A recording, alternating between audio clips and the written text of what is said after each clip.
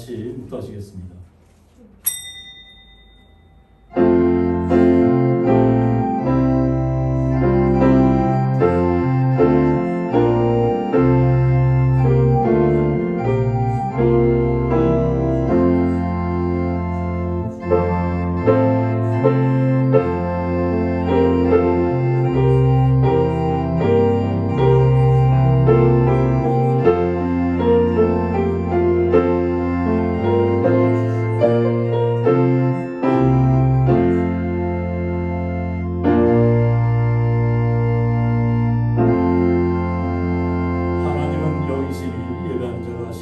진정으로 예배할지니라.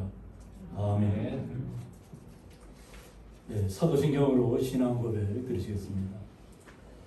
전능하사 천지를 만드신 하나님 아버지를 내가 믿사오며 그 외아들 우리 주 예수 그리스도를 믿사오니 이는 성령으로 잉태하사 동정녀 마리아에게 나시고 본디오 빌라도에게 고난을 받으사 십자가에 못 박혀 죽으시고 장사한 지 사흘 만에 죽은 자 가운데서 다시 살아나시며 하늘에 오르사 전능하신 하나님 우편에 앉아 계시다가 저희로서 산 자와 죽은 자를 심판하러 오시리라.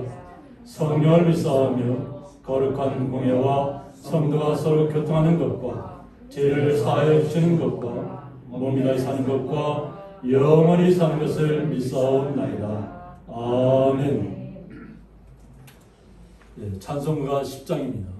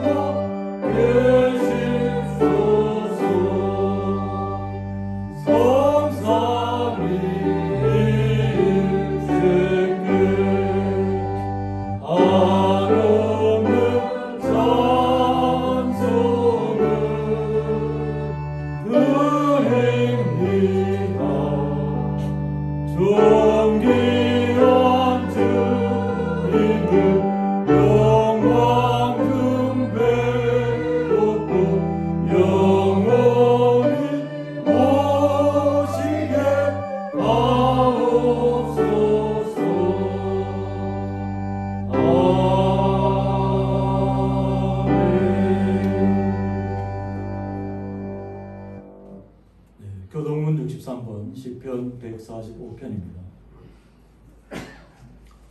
왕이신 나의 하나님이여 내가 주를 높이고 영원히 주의 이름을 송축하리이다.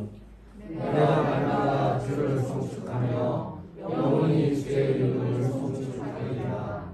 여호와는 위대하시니 크게 찬양할 것이라 그의 위대하심을 책량하지 못하리로다. 대대로 주께서 행하시는 일을 크게 찬양하며 주의 능한 일을 선포하리로다. 주의 존귀하고 영광스러운 위엄과 주의 기이한 일들을 나는 작은 소리로 읊조리리이다. 사람들은 주의 부여로운 일을 공문을 말할 것이요 나도 주의 위대하심을 선포하리이다. 그들이 주의 크신 은혜를 기념하여 말하며 주의 의를 노래하리이다. 여호와는 은혜를 주시며 긍휼이 많으시며 노하기를 어떻게 하시며 인자하심이 크시도다. 여호와께서는 모든 것을 선대하시며 그 지으신 모든 것에 긍휼을 베푸시는도다. 여호와여 주께서 지으신 모든 것들이 주께 감사하며 주의 성도들이 주를 송축하리이다. 아멘. 네, 이 시간 저희들 대표해서 배현진 집사님 나오셔서 기도 인도해 주시겠습니다. 지금도 살아계셔서 생사하복을 주하신 아버지 하나님, 오늘도 주의 날을 주어서 주의 시대에 나와 진심으로 마음과 뜻과 정서로 예배드리며 감사드립니다. 무지무미한 저주의 천사사 주의 자리를 세워주시고 세상 삶 속에서 주의 말씀으로 살아가게 하시니 감사합니다. 세상은 복잡하다합니다. 이 땅의 많은 사람들은 자기 주장대로 온갖 경쟁 속에 살다 보니 중심을 잃어버리고 세상을 닮아버린 모습을 바라볼 때 주님 앞에 과연 무슨 일이 일어나고 있습니다. 주님 용서해 주시고 주님이 원하시는 소망의 삶을 살아가게 하옵소서. 저희들이 이 땅에 살아갈 때에 온갖 유혹 속에 본연에게 주님을 망각하고 주님을 망각하고 저들 생각대로 살아왔습니다. 부족한 또 긍휼해 주시고 새로움을 갖게 하시고 주의 빛 가운데 살아가는 저들 되게 하옵소서. 이제 주님 앞에 더더욱 열심히 해서 부끄러운 자녀들 되게 하시고 전진하는 믿음, 용기는 담대함으로 저들 믿음이 면화받아 주님 앞에 충성하는 저들 되게 하옵소서. 아멘.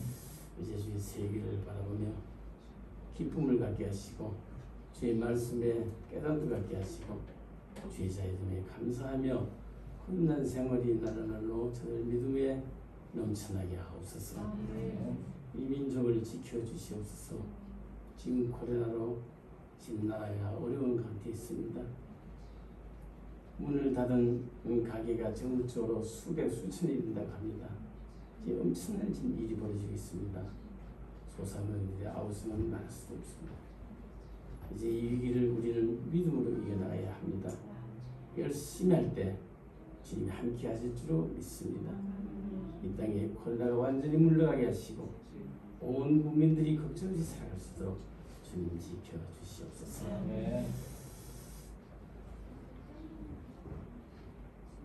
병마와 싸우고 있는 우리 박건 사후에 주님이 지켜주시옵소서. 그 병마가 더 악화되지 않도록 소망도 가져보는 주의 역사가 일어나게 하옵소서. 간사 모친 외에도 주님 함께 하여 주시고 지금 병원에 입원하고 계십니다. 하루속히 건강을 되찾고 퇴원할 수 있는 기쁨의 시간들이 곧 나타나게 하옵소서. 고양이 재단을 지켜주시옵소서.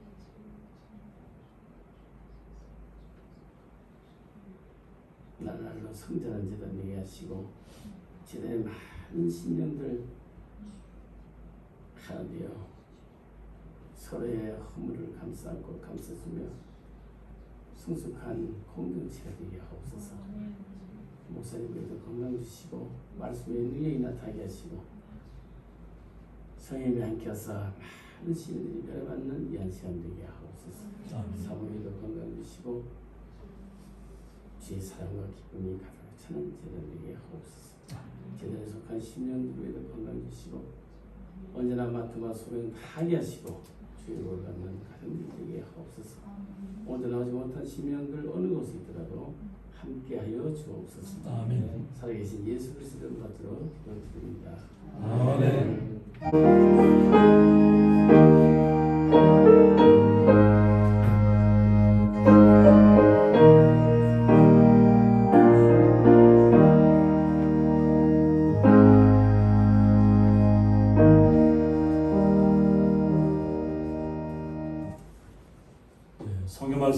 구약 성경 예레미야 13장 15절에서부터 19절까지입니다.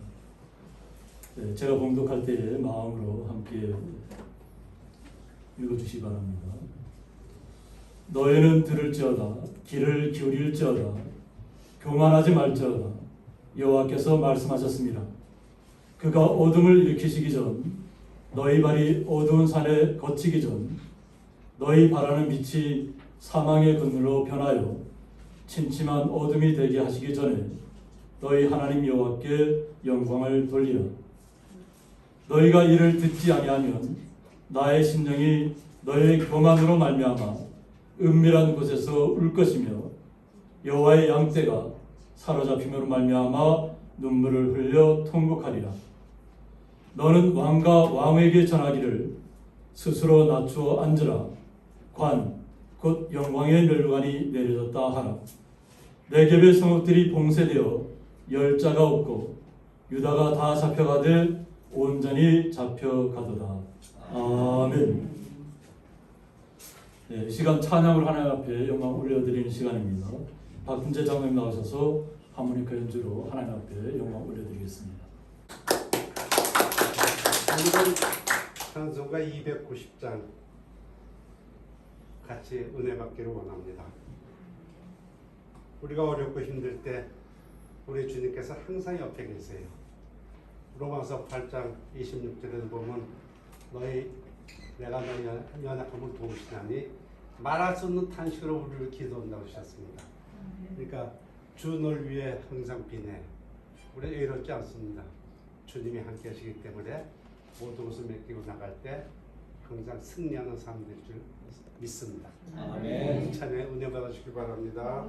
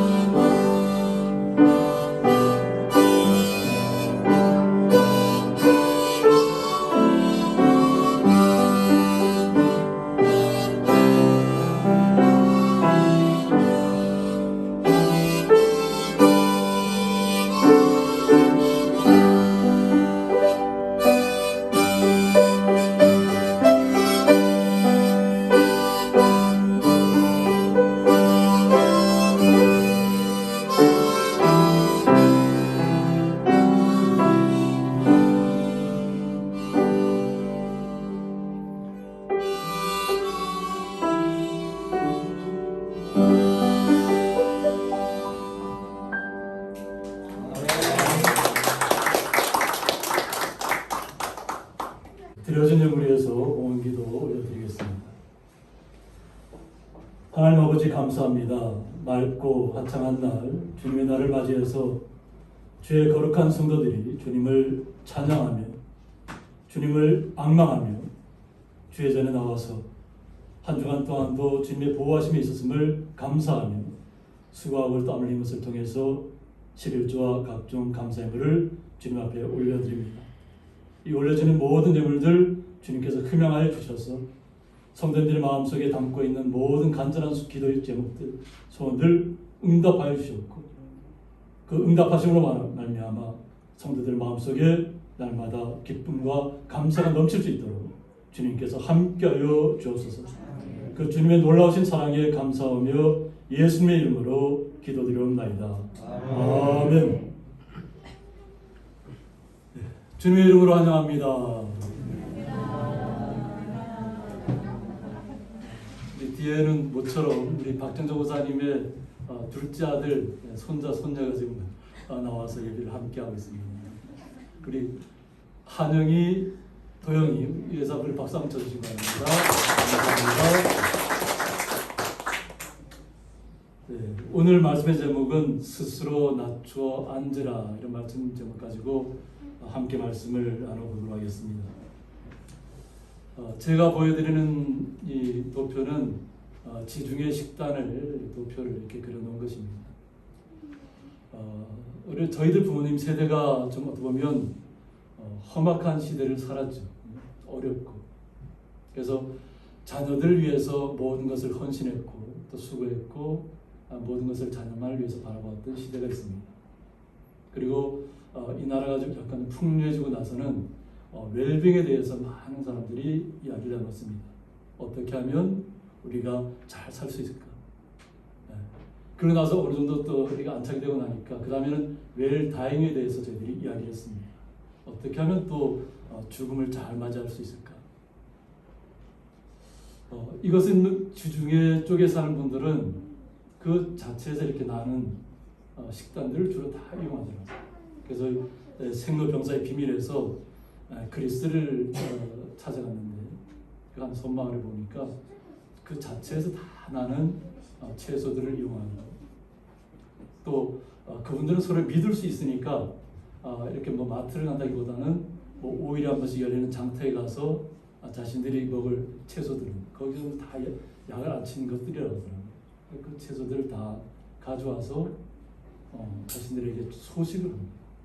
적게 먹으면서 장수하는 분들이 꽤 많아요. 그래서 100세 이상 이렇게 넘게 살아가는데 제가 이런 프로를 보면서 느낀 것이 뭐냐면 우리가 예전에 알기로는 오키나와가 예전 장수마을이었잖아요. 그래서 지금도 그 오키나와에 있는 어르신들은 100세가 넘으신 분들이 있는데 오히려 역설적으로 지금 젊은이들은 오히려 단명하고 있다. 오히려 정크푸드를 먹고 오히려 쉽게 이렇게 바쁜 생활하다 보니까 그냥 쉽게 만든 음식을 사다 먹다 보니까 뭐 체중도 많이 불어나고 그래서 오히려 젊은 사람들이 오키나와에 있는 젊은 사람들이 지금 단명을 하고 있다는 것이 나타납니다. 그러니까 이 식습관이라는 것은 한 번에 끝나는 것이 아니고 계속해서 지속적으로 이루어져야 됩니다. 그래서 저도 오늘 단식을 마치는 날입니다. 단식을 마치는 날인데 하면서 느낀 것이 뭐냐면 이렇게 해도 살 수 있다는 것. 뭐 그래 부족하지 않은 것을 느끼는 거예요. 그래서 보면 배에 한 80%만 채우라는 것이 이해가 됩니다. 전에 같으면 저는 삼시세끼 한 끼도 못 끊는 사람인데 이렇게 할 수 있었다는 것 자체가 하나님의 은혜입니다. 그래서 우리가 소식을 해도 거기에 우리 모든 것들이 적응해 나가면 충분히 감당할 수 있다고 하는 거죠. 그리고 세 번째로 방지하는 것이 그건데 골고루 균형 잡힌 식단을 준비하라는 겁니다. 골고루 드셔야 된다. 어느 한 것이 좋다 해서 하나만 집중해서 먹으면 편중되면 안 된다는 거죠. 그런데 저희들은 이렇게 웰빙을 이야기하고 웰다잉을 이야기하던 시대에서 지금 코로나 시대로 급격하게 변화가 오면서 또 다른 급격한 시대를 맞이하고 있습니다. 이 코로나와 사망률의 관계입니다. 근데 오히려 예전에 비해서 뭐 천식이라든가 호흡기라든가 이런 병으로 돌아가시는 분들은 줄었다고 하는 거죠. 그런데 오히려 청년들이 자살이 증가하고 있다. 아이러니하게 오히려 노년층에 있는 분들은 건강관리를 잘 하시고 마스크 다 쓰시고 또 이렇게 좋은 환경 가운데서 항상 노력하시잖아요. 그러다 보니까 오히려 좋은 환경 속에서 사망률이 점점 낮아지고 있는데 오히려 젊은이들은 이 시대가 너무 힘들고 어려우니까 자기의 목숨을 스스로 끊는 사람들이 증가하고 있다는 거죠. 그래서 오히려 이렇게 기관지염이나 천식 뭐 이렇게 이런 것들은 오히려 10대 사망 원인에서 탈락됐다고 합니다. 예전 같으면 10대 사망 원인에 이것이 다 들어갔는데 오히려 이것이 첫 제외가 됐다는 거죠. 그래서 이것이 2020년도를 기준한 겁니다. 작년을 기준으로 해서 통계청에서 이렇게 발표한 것인데 오히려 고의적 자해, 자살이 5번째에 들어가 있습니다.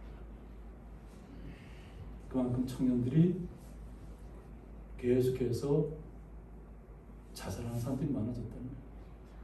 그런데 이것이 아이러니하게 뭐냐면 노년층에 있는 사람들의 자살률은 줄었다는 것입니다. 오히려 연세가 있는 분들은 자살하는 사람들이 점점 4.4%나 줄었다는 거죠. 그런데 10대 남성과 20대 남성과 20대 여성에서는 증가하고 있다는 거죠. 그만큼 이 시대가 청년들이 마음 둘 곳이 없다는 거죠. 그렇다 해서 우리가 방치하고 있을 수 없잖아요. 우리가 육적인 것과 영적인 것을 항상 구분해야 됩니다. 육적인 것을 우리가 아무리 잘 설치한다고 할지라도 영적인 부분에서 우리가 그것을 채우지 않으면 10대 젊은이들의 자살률이 증가하는 것들이 나타날 수밖에 없다는 것입니다. 이러한 시대일수록 우리 어른들의 역할이 또 중요합니다. 이 땅에 우리 자신들만 우리 건강한 모습으로 살아가서 중요한 것이 아니라 지금 자라나는 세대가 너무나도 힘든 과정을 겪고 있다는 걸 아시고 혹시라도 젊은이들을 나의 자녀들을 대할 때마다 오히려 더 격려해 주시고 위로해 줄 수 있는 힘을 우리 성도님들이 가지셔야 될 줄 믿습니다. 그리고 분명히 뭐 영적인 부분도 채워져야 되고 또 우리가 식단을 짜는 데 있어서도 우리가 쌀밥을 주로 잘 드시잖아요. 그런데 오히려 통곡물을 잡곡을 오히려 잘 이용하셔서 우리 성도님들 말씀 안 하셔도 아마 그런 잡곡밥을 아마 잘 해드실 줄 믿는데 이것이 더 강조되고 있다. 그리고 분명히 단백질도 잘 섭취해야 됩니다. 이 골고루 모든 것을 다 섭취해야 된다는 거죠. 야채도 그렇고. 그러면서 우리가 육적인 부분도 잘 지켜야 되고 영적인 부분도 잘 지켜나가야 될 점이 있습니다. 그러나 지금 이 시대가 우리가 원하는 만큼 그렇게 나아가지 못하고 있다는 거죠. 우리 배집사님도 오늘 기도하면서 자영업자들이 상공업자들이 너무나 힘들다는 것을 기도를 통해서 간절히 구했습니다. 그것처럼 지금 자영업자들이 1인 시위를 하고 있는데 이 편말을 들고 있는 것이 뭐냐면 같이 삽시다라는 글을 쓰고 있는 거예요. 그냥 우리가 지금 이 시대가 너무 정치권에만 모든 것이 다 대권을 앞두고 막 이렇게 가다 보니까 뭐 몇백억, 몇천억 이런 것이 워낙 막 낙마다 보니까 서민의 삶에 대해서는 정말 관심을 두지 않는 것 같아요. 대통령도 자영업자가 죽어가는데 한 번도 와서 조문한 적도 없고 화환을 보낸 적도 없다는 거예요. 그리고 정전선언만 이야기하고 있어요. 북한은 미사일을 쏘고 있는 거예요.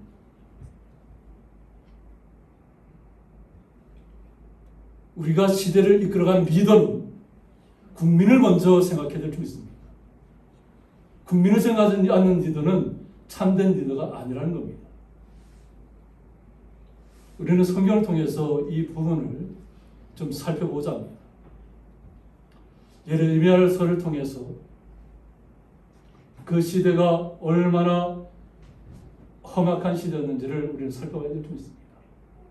위로는 바벨론, 아래는 애굽. 이 시대를 겪으면서 누구의 손을 붙잡는 것이 자신들에게 유리한 것을 따지는 것이 이 정치권에 있었던 왕과 왕권을 가진 사람들이었어요.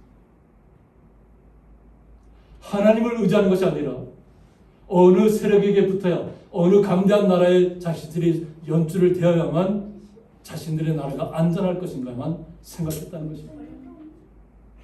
그러면서 하나님과는 관계없는 시대를 살았다고 하는 것입니다. 그래서 하나님께서 예레미야 선지자를 통해서 왕과 왕권을 갖고 있는 리더를 향해서 또 모든 이스라엘 백성들을 향해서 말씀으로 강하게 이야기하고 있는 것입니다. 오늘 15절에 보면 너희는 들을지어다 하고 있습니다. 하나님께서 예레미야 선지자를 통해서 하시는 말씀을 들으라고 하는 겁니다. 그리고 귀를 기울이라고 했습니다. 흘려듣지 말라는 것입니다. 흘려듣지 말라는 것입니다. 하나님께서 선지자를 통해서 하시는 말씀들은 웬만해서 하시는 이야기들이 아니에요. 하나님을 순종하고 잘하고 있으면 하나님 말씀이 그냥 온전하게 선포되지 않아도 하나님을 순종하고 있기 때문에 잘 가고 있습니다. 그런데 하나님을 떠난 삶은 문제라는 것이죠. 우리가 살고 있는 삶이 풍족하다고 해서 풍요롭다고 해서 모든 것이 만족되는 삶이 아니라는 겁니다. 아무리 풍요로운 시대에 살고 있다고 할지라도 거듭할 수 있고 영적으로 외로울 수 있고 심령에 채워지지 않는 아픔들이 있을 것이라는 겁니다. 그래서 뭐냐면 하나님의 말씀이 그들 삶 속에 없기 때문입니다. 그러면서 리더들을 향해서 말씀하시죠. 교만하지 말라고 해요. 교만하지 말라. 이 교만하지 말라는 말은 가바라고 해요. 가바. 본문의 뜻이. 아마 이 교만해졌다는 얘기는 본인은 깨닫지 못하는 것입니다. 주변에서 그렇게 만들었다는 것이죠. 자신이 위대한 사람인 줄 알고 정말 자신만이 최고의 사람인 줄 알고 그 주변에서 그 사람을 향해서 모든 칭송과 칭찬과 이런 일들만 계속하다 보니까 어느 순간에 자신이 교만한지도 모르는 상태에서 교만한 삶을 누리고 있는 것입니다. 그래서 백성의 삶에는 안중임도 없고 자신들의 삶에만 집중하고 자신들의 안위만을 위해서 살아가는 것입니다. 이것을 교만하다고 얘기합니다. 그냥 자신도 모르는 사이에 자기가 높이 올라가져 있는, 솟아올라져 있는 것이죠. 아마 이것을 교만한 것을 자신들이 스스로 안다면 스스로 겸손해지고 낮아지고 항상 백성을 바라보는 삶으로 나아갔을 것입니다. 그런데 교만해지니까 백성을 바라보는 것이 아니라 주변의 나라, 강대한 어느 나라가 나에게 힘이 될 것인가를 따지고 있다는 거죠. 근데 그 주변 나라는 다 우상의 나라잖아요. 그러니까 또 우상을 끌어들이고 그 주변 나라의 강대한 것이 우상 때문인 줄 알고 착각하고 있는 거죠. 그래서 이것을 여호와 하나님께서 말씀하셨다는 것입니다. 교만하지 말라. 그러면서 예레미야 선지자에게 하나님께서 말씀하고 있습니다. 그러므로 너는 이 말로 그들에게 이르기를 이스라엘의 하나님 여호와의 말씀에 모든 가죽 부대가 포도주로 차리라 하셨다라고 말씀했습니다. 포도주로 가득 차리라고 했습니다. 그런데 이것을 받아들이는 이스라엘 백성과 하나님의 뜻에는 서로 상반되는 의미가 있다는 것입니다. 제가 예전에 설교에서 한번 포도주의 장점에 대해서도 얘기했고 단점에 대해서도 설교 말씀을 드린 적이 있습니다. 그래도 오늘 하나님께서 말씀하시는 것은 좋은 뜻으로 말씀하시는 것이 아니라는 것입니다. 임말레 야인이라고 해서 쾌락과 부패를 이야기하고 있습니다. 지도자들이 쾌락을 추구하고 있다는 것입니다. 그리고 부패했다는 것입니다. 이것이 백성에게까지 전파되고 전염됐다는 것입니다. 그리고 우상 숭배를 상징한다고 했습니다. 그래서 결국 유다 온 무리가 육체적 타락과 방종에 빠져들고 각종 우상 숭배의 제약에 깊이 놓이게 되리라는 예언이라는 말씀입니다. 그런데 이것을 받아들이는 지도자들과 그 백성들이 곡해를 하고 있다는 거죠. 그리하면 그들이 내게 이르기를 모든 가죽 부대가 포도주로 찰 줄을 우리가 어찌 알지 못하리오라고 해요. 모든 가죽 부대에 포도주가 가득 찬다는 것은 풍요를 이야기하고 그 해의 농사가 잘 되었다는 것을 이야기합니다. 부족함이 없다는 것을 얘기하죠. 그러니까 지도자들이 하나님의 말씀을 곡해하다 보니까 이렇게 풍요로운 세상이 계속될 줄로 받아들이고 있다는 거죠. 하나님의 말씀은 그 뜻을 잘 살펴봐야 될 점이 있습니다. 풍요롭다고 해서 모든 것이 다 완벽한 세상이 아니라는 겁니다. 하나님께서는 비유로, 은유로, 말씀으로 우리에게 선자들을 통해서 이야기하고 있습니다. 이 가죽 부대는 동물의 가죽을 벗겨서 그것을 뒤집어서 이것을 잘 밀봉할 수 있도록 하고 청결하게 한 후에 그것에 포도주를 즙을 짠 포도주를 넣게 되어 있습니다. 그러니까 이 지도자들은 이것은 우리가 풍족하게 될 것을 우리가 왜 모르겠느냐 하는 겁니다. 그런데 우리가 원문에서 살펴봤듯이 이건 쾌락과 부패라는 거예요. 그들이 결국 쾌락을 추구할 것이고 결국 부패할 것을 이야기했어요. 부패한 지도자들이 될 것을 이야기합니다. 아마 그들의 삶이 그렇게 이미 변했겠죠. 그러니까 앞으로도 더욱더 너희들이 쾌락을 추구하게 될 것이고 더욱더 부패하게 될 것을 이야기합니다. 그럼 너희들이 한번 쾌락을 추구하고 싶은 대로 다 추구해봐라는 거죠. 그리고 부패할 대로 부패해봐라는 거죠. 근데 이것이 하나님이 허락하셨다는 겁니다. 그러다 보니까 지도자가 부패하고 썩어 문드러지다 보니까 국민조차도 모든 그 땅의 주민들이 다 부패했다는 거예요. 쾌락을 추구하고 그리고 방종에 빠지고. 얼마 전에 이렇게 보니까 뉴스 보니까 무인도에 가서 외국인들이 막 파티를 하고 이런 그 영상들이 안 보고 같아요. 지금 다 국민들이 어렵고 정말 힘을 합쳐서 한번 물리쳐 보자고 이겨내보자고 다들 열심히 그런 생각을 하고 있는데 그냥 외국인들은 아주 그냥 특권처럼 그냥 자신들의 뭐 홍대에도 그렇고 뭐 밤만 되면 그것이 아수라장이 된다는 거죠. 마스크도 쓰지 않고 이런 시대로 그냥 방종하고 타락하고 있는 거예요. 자신들이 하고 싶은 대로 다 누린다고 하는 것이죠. 그런데 오늘 이스라엘 백성들에게도 똑같은 말씀이 주어졌다는 거죠. 앞으로 이스라엘 백성들이 계속 그렇게 타락하고 방종하고 부패하고 그런 상황 속에서 나라가 무너질 때까지 그렇게 갈 것이라는 겁니다. 이것을 13장 13절에 보면 너는 다시 그들에게 이르기를 여호와의 말씀에 보라 내가 이 땅의 모든 주민과 다윗의 왕이 앉은 왕들과 제사장들과 선지자들과 예루살렘 모든 주민으로 잔뜩 취하게 하고 이것이 지도자에만 국한된 것이 아니고 이 땅의 백성들에게만 국한된 것이 아니고 왕과 왕에 있는 모든 그 왕권을 갖고 있는 사람들과 제사장들도 그렇게 취하게 될 것이다. 하나님의 말씀을 가지고 실천해야 될 제사장들도 그렇게 타락한다는 것이죠. 부패한다는 것입니다. 그리고 선지자들도 마찬가지라는 거예요. 하나님의 말씀을 증거한다고 하는 선지자들도 결국은 다 이렇게 타락과 방종과 부패의 길로 다 빠지게 될 것이다. 리더 옆에 모여 앉아서 지도자 옆에 앉아갖고 좋다고 잘하고 있다고만 하는 사람들, 그것은 정말 부패한 사람들, 지도자가 될 수 없는 사람들. 그런데 그런 사람들이 이스라엘 백성 중에 가득하게 모든 사람들이 다 취하게 된다는 거죠. 잔뜩. 결국은 다 무너질 때까지 그 상황을 자신들이 알지 못하게 된다는 것입니다.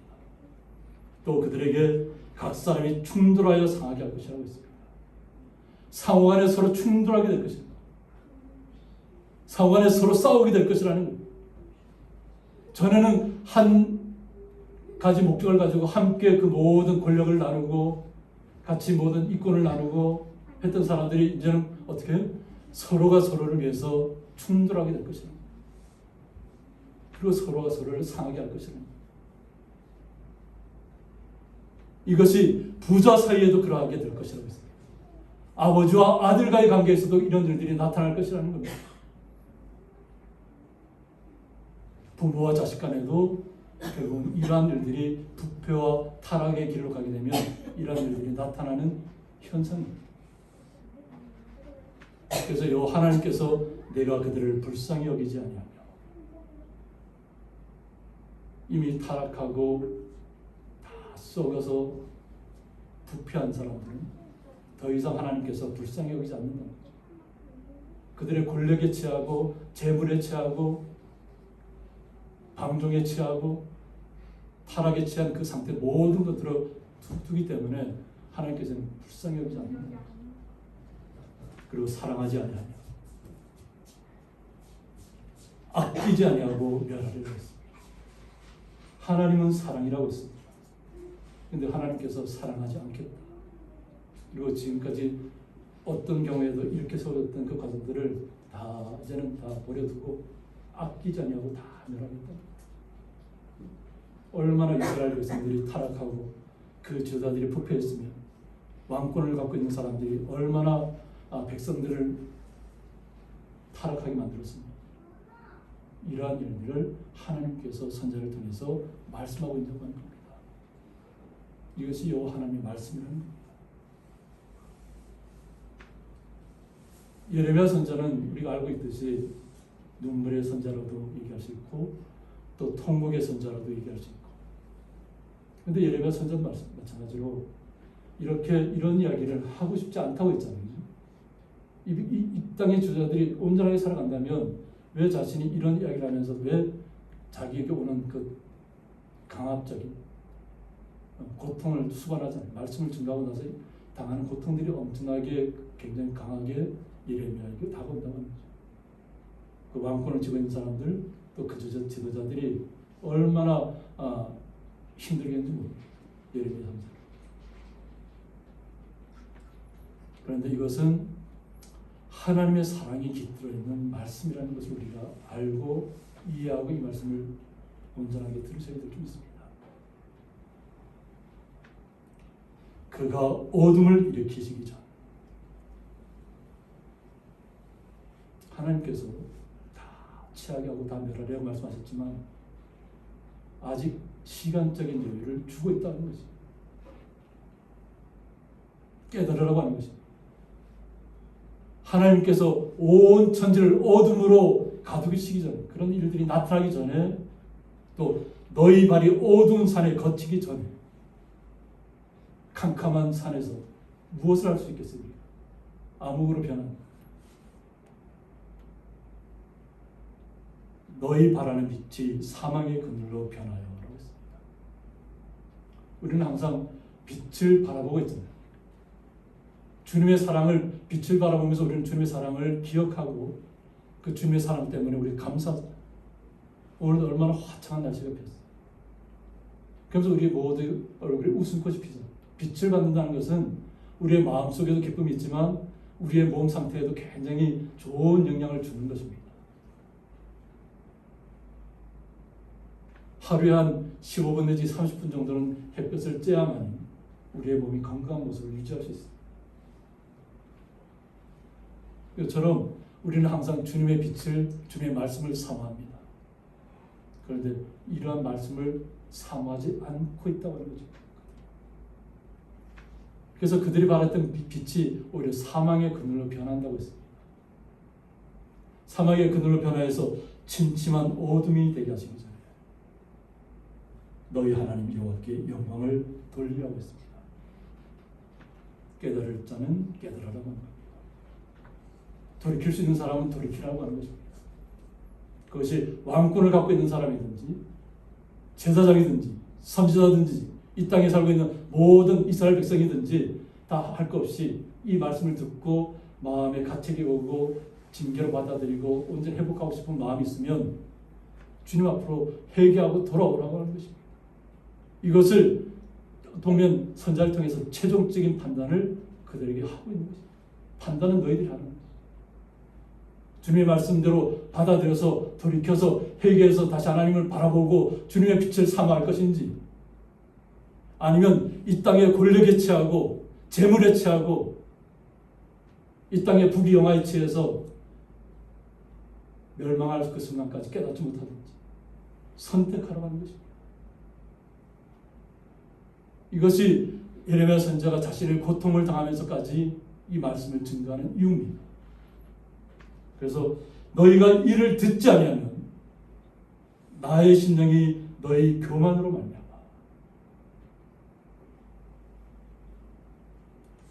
은밀한 곳에서 울 것이라고 했습니다. 돌이키기를 원했지만 돌이키지 않는다면 은밀한 곳에서 운다고 하는 거죠. 근데 우는 것이 뭐냐면 바로 이스라엘 백성들의 교만 때문이라는 거죠. 그들이 깨닫지 못했기 때문에, 돌이키지 못했기 때문에, 회개하지 않았기 때문에 하나님께서도 자신의 사랑하는 민족, 사랑하는 백성, 얼마나 하나님의 사랑이 그 놀라우면 은밀한 곳에서 운다고 하는 표현을 나타냈습니다.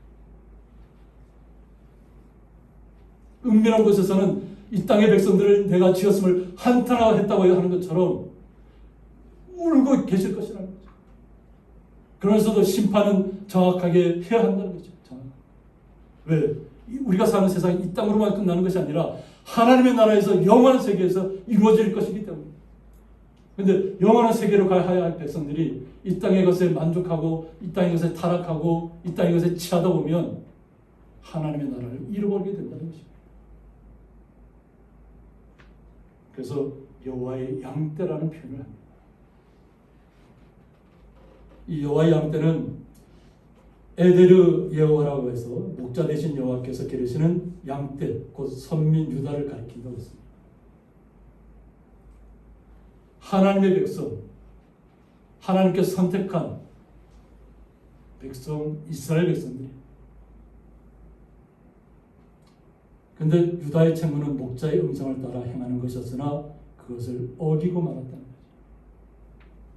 주님께서 주신 말씀을 따라서 살아가야 될 백성들이 하나님의 말씀을 도외시하고 우상 앞에 가 있고 권력 앞에 가 있고 재물 앞에 가 있고 방종한 가운데 가 있고 타락한 가운데 가 있다면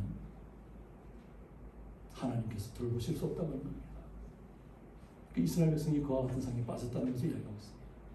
그래서 여호와의 양떼가 사로잡힘으로 말미암아 눈물을 흘려 통곡하리라고 했습니다.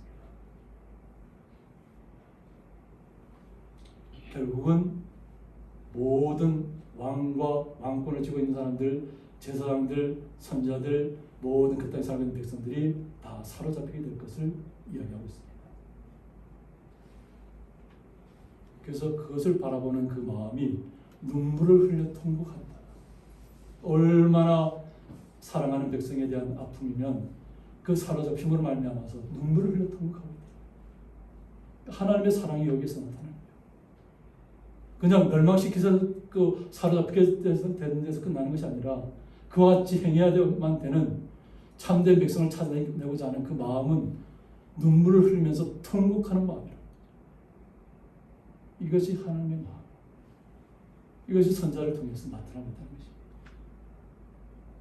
그러므로 우리는 주님의 말씀을 온전하게 받아들여야 될 줄 믿습니다. 그런데 예레미야 선자에게는 주어진 하나님의 말씀이 있어요. 전해야 될 말씀. 이것이 그 당시 왕과 왕에게 이르기를 전하기를 스스로 낮추어 앉으라고 했습니다. 하나님께서 예레미야 선자에게 너는 왕과 왕에게 가서 얘기하는 거죠. 스스로 낮추어 앉으라. 거만한 자리에서 내려오라는 겁니다. 이것은 뭐냐면 관, 곧 영광의 멸관이 내려졌다고 했습니다. 지금까지는 왕권을 갖고 있고 보통 우리 크라운이라고 얘기하죠. 왕관을. 그 영광의 멸관이 내려졌다. 이제는 왕위에서 벗겨졌다는 거예요. 그러니까 왕이 아니라는 거죠. 왕과 왕후. 너희들은 이제 왕과 왕후가 아니라는 겁니다. 이제 너희들의 사명은 여기서 끝났다. 이것을 왕과 왕후에게 전할 때 그 예레미야 선지자가 받는 고통이 얼마나 심각했겠어요. 그 주변의 장관들이 얼마나 멍에를 메우고 채찍질로 때리고 지하 감옥에 가두고 이런 것을 겪으면서도 분명히 전해야 될 말은 전해야 된다는 거죠. 그리고 예레미야 선지자가 다시 한번 이야기하는 게 뭐냐면 그 당시에 세력을 갖고 있는 바벨론 또 애굽이 있잖아요. 그럼 이 유다 민족이 그 바벨론하고 처음부터 적을 졌느냐? 아니었다고 하는 거죠. 바벨론이 유리할 것 같으면 바벨론의 손을 잡았고 또 애굽이 유리할 것 같으면 애굽의 손을 잡았다고 하는 거죠. 하나님을 붙잡는 것이 아니라 강대한 나라, 우리를 지켜줄 나라가 어느 나라인가를 바라봤다는 것이죠. 줄대기에 연연했다는 것이죠. 하나님께 온전히 붙들려서 이 땅에 하나님께서 주시는 그 모든 영광을, 주님의 영광을 드러내면서 주님께서 통치하시는 나라를 이끌어가는 것이 아니라 주변의 강대한 나라가 우리 자신들의 나라를 지켜줄 것처럼 의지했다는 거죠. 그래서 바벨론이 자신들을 위협하고 쳐들어오니까 어떻게 해요? 이제는 남쪽에 있는, 오늘 보면 네겝의 성읍이라고 얘기하는데 이 네겝의 성읍들은 아래 한 네겝으로 해서 협의적으로는 가나안 남부의 경계를 이루는 네겝 상합의 성읍들을 얘기하고 방위적으로는 애굽을 가리킨다고 했습니다. 이 네겝의 사막 지역은 그냥 사막지대입니다. 그런데 이것은 이 애굽 땅하고 연결된 곳이.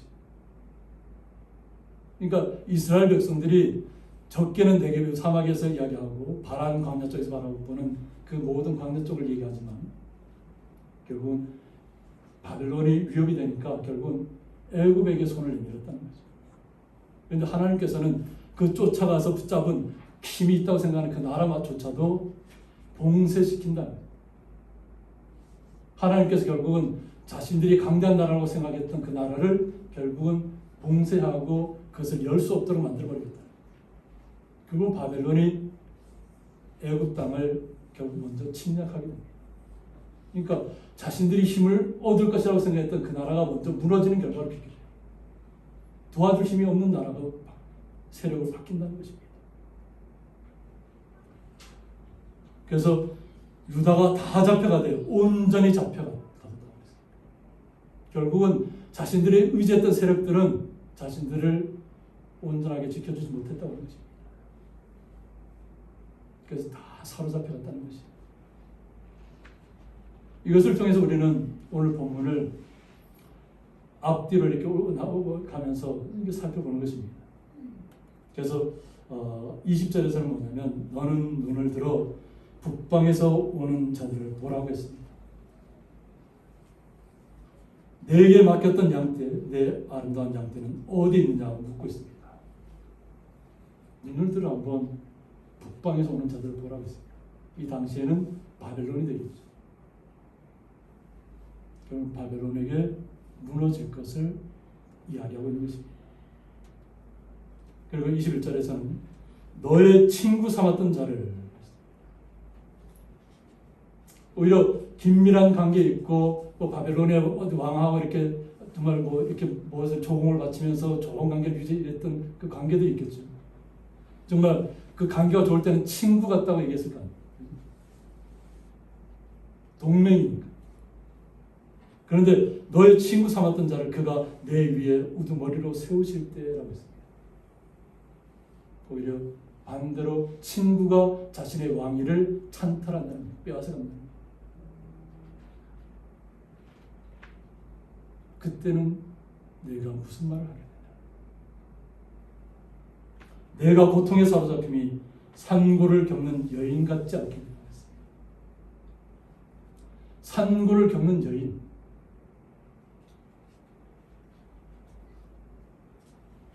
얼마나 고통스럽겠어요.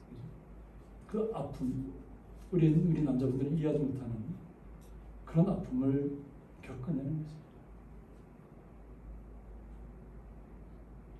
저는 그 영상에서 하나 본 것이 있는데 창원 쪽에 보니까 그 닭들을 많이 키우더라고요. 그냥 자연 속에서 키워요. 감나무를 키우는데 감나무 열리는 감도 닭들에게 주기 위해서 키우더라고요. 그러면서 그 닭들에게 또 아침이 되니까 다 문을 열어줘요. 그리고 닭들이 마음껏 한 뭐 넓은 땅에 나와서 다 풀 먹고 자유롭게 그 모기를 쪼아 먹을 수 있도록 풀어주는데 그 부부가 그 닭장에 들어가면서 알을 꺼내잖아요. 얼마나 알들이 신선해요. 근데 저도 닭이 알을 낳는 모습을 한 번도 본 적이 없었는데 그 영상에서 처음 봤어요. 마침 그분들이 닦아서 다 알을 갖다 수거하는데 마침 닭 한 마리가 거기에서 알을 놓고 있는 거죠. 근데 닭들도 자기 알을 놓은 것을 주인이 가져가려고 하면 거기에 대해서 막 반항해요. 얼마나 힘들게 낳은 알이잖아요. 그냥 다 나가 있을 때 가져가면 모르는 상태에서 가져가니까 뭐 이해가 되는데 그냥 눈앞에 보이는 상태에서 가져가면 닭들도 주인이지만 이렇게 처음에는 쫄려가요. 그만큼 산고를 겪는다는 것은 뭐 동물을 말하고 뭐 동물에 대해서는 제가 뭐 잘 알지 못하니까 또 여성분들의 산고를 겪는 것도 제가 어떻게 이해할 수 없는 부분이기 때문에 제 말로는 표현할 수 없습니다. 그러나 이스라엘 백성들이 다 사로잡히고 가는 그 모든 시간들이 산고를 겪는 여인 같을 것이다. 이렇게 봤습니다.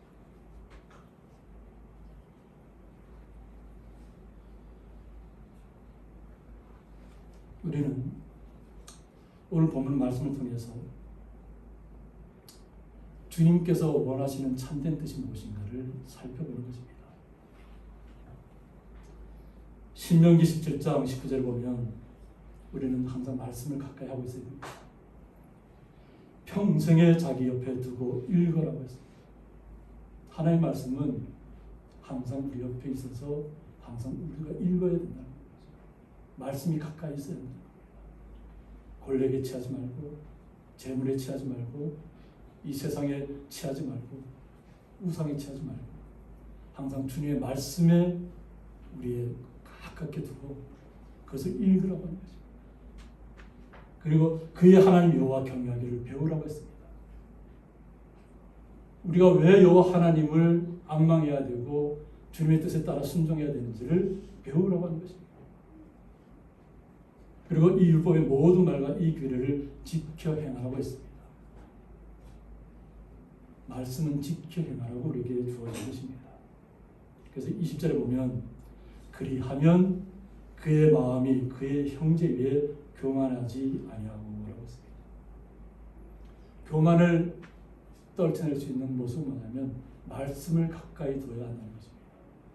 주님의 말씀이 우리 옆에 가까이 있고 그것을 실천하는 삶을 한다면 우리의 마음은 교만해지지 않을 것이라는 겁니다. 그것은 왕도 그렇고 지도자도 그렇고 제사장과 선지자 모든 백성이 다 해당되는 겁니다. 그리고 그의 형제입니다. 교만하지 않고. 잘 사는 형제가 있고 못 사는 형제가 있고 형제들 간에도 서로 다 산환경들이 다 틀리잖아요.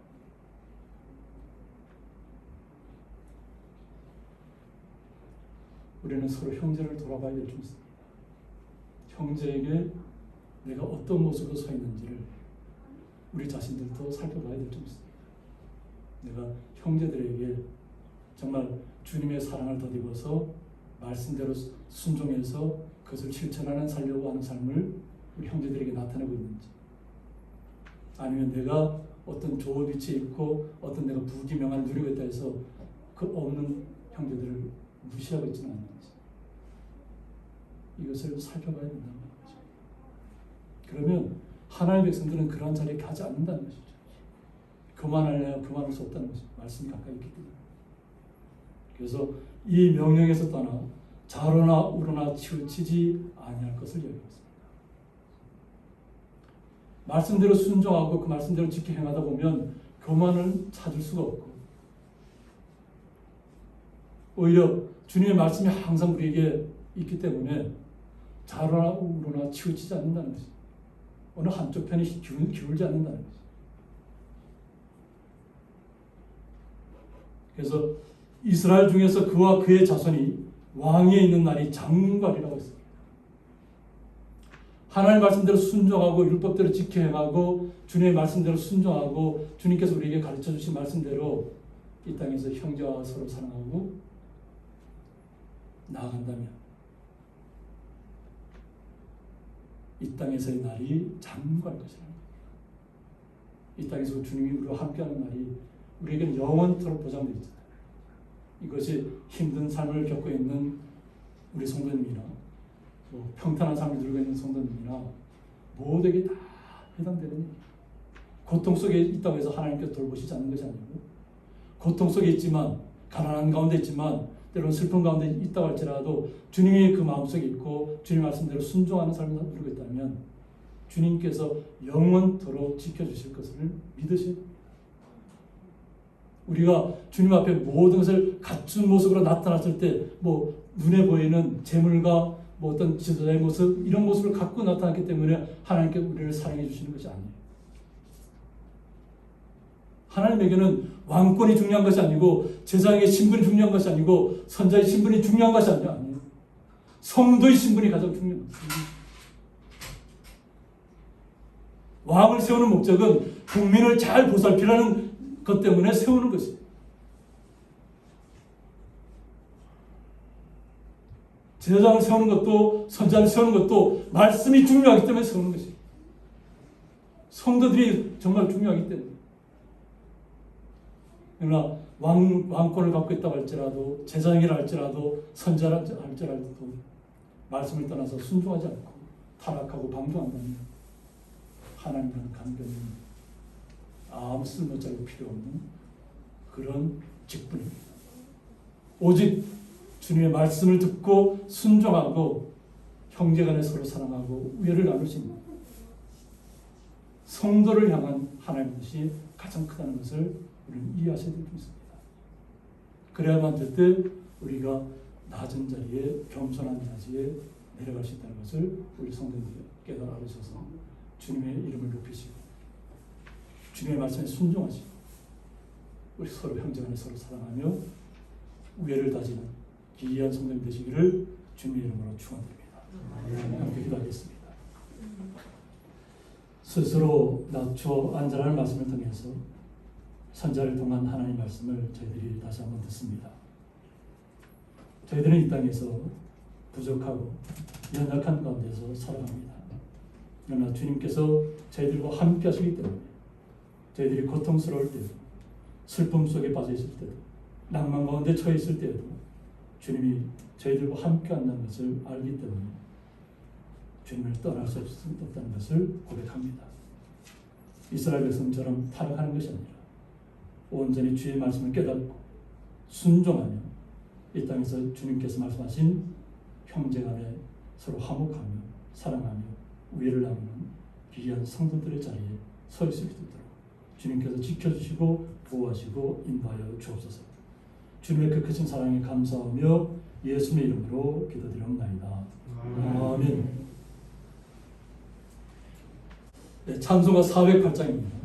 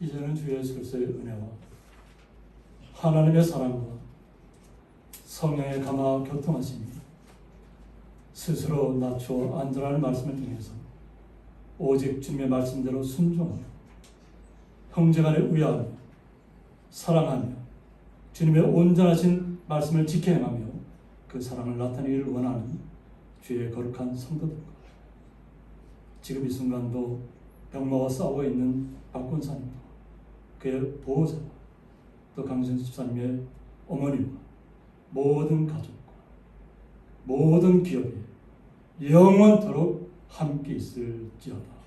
아멘.